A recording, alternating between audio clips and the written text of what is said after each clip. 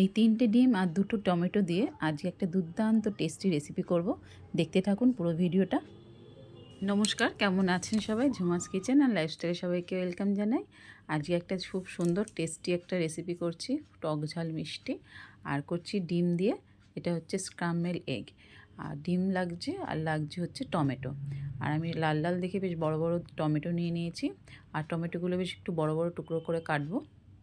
আর সাথে নিয়েছি 3খানা ডিম, আর ডিমটা আমি ফাটিয়ে নিচ্ছি।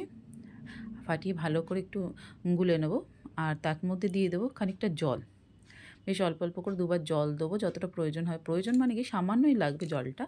জলটা দেওয়ার কারণে ডিমটা বেশ একটু নরম বা ফ্লপি ভাবটা আসবে। আর দেবো না আমি এতে নুন, আর নুন ছাড়াই আমি এটাকে ভালো করে গুলে নেবো। আর দেখবেন গুলতে গুলতে কিরকম একটা সাদা ভাব এসে যাবে, সুন্দর একটু ফুলে উঠবে।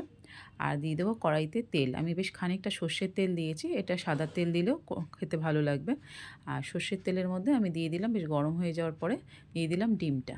আর ডিমটা খুব হালকা হাতে, খুব অল্প টাইম লাগবে, একদম সাদা সাদা যখন ভাবটা থাকবে, এই ডিমের এই হালকা ভাবের জন্যই টেস্টটা বেশি আসবে। আর বেশ অল্প সময় ধরে একটু নাড়াচাড়া করে সঙ্গে সঙ্গে নামিয়ে ফেলতে হবে। আর গ্যাসটা একটু জোরেই থাকবে কিন্তু, দিয়ে নামিয়ে ফেলতে হবে। দিয়ে তারপর আমি দিয়ে দেবো অল্প করে তেল। কড়াইতে সামান্য একটু তেল দেবো, কেন ডিমের মধ্যে বেশ খানিকটা আমি তেল দিয়েছি। আর তেলের মধ্যে আমি দিয়ে দেবো টমেটোর টুকরোগুলো দিয়ে দেবো, দিয়ে বেশ নাড়াচাড়া করব। টমেটো হালকা একটু নরম হবে, বেশ গলবে না, যাতে টুকরোগুলো বেশ গোটা গোটা থাকে। আর তার মধ্যে আমি দিয়ে দেবো খানিকটা টমেটো সস, আর দেবো নুন, আর দেবো একটু চিনি, দিয়ে নাড়াচাড়া করব। এটাও বেশ হালকা করে নাড়তে হবে। তার মধ্যে আমি দিয়ে দিলাম ডিমটা। আর ডিমটা দেখুন বেশ নরম রয়েছে, একদম সাদা সাদা ভাব রয়েছে, দিয়ে বেশ আর ফুলেও উঠেছে বেশ কিছুটা ওই জলটা দেওয়ার জন্যে। আর দিয়ে টমেটো দিয়ে বেশ কিছুক্ষণের জন্য নাড়াচাড়া করব। খুব ভাজা ভাজা হবে না, বেশ রস রস থাকবে, একদম একটু জুসি ভাব থাকবে।